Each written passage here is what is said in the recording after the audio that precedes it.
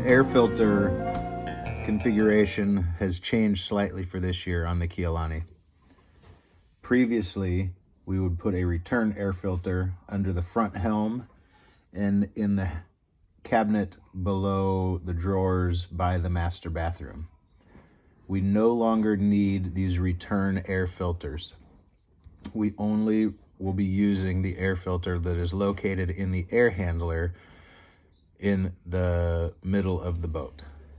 For the filter located in the air handler, in our previous unit, the filter was located on the rear of the unit, towards the rear of the boat. The new air handler has the filter located on the forward side of the unit. It is a much larger filter that we have spares stocked for in the hatch located in the master bedroom.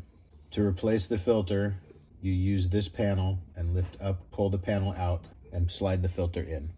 You'll notice the arrow is the direction of the airflow. This should match the direction that you place the filter into the position. This is the only filter that we need for our AC unit, and it should be replaced every month.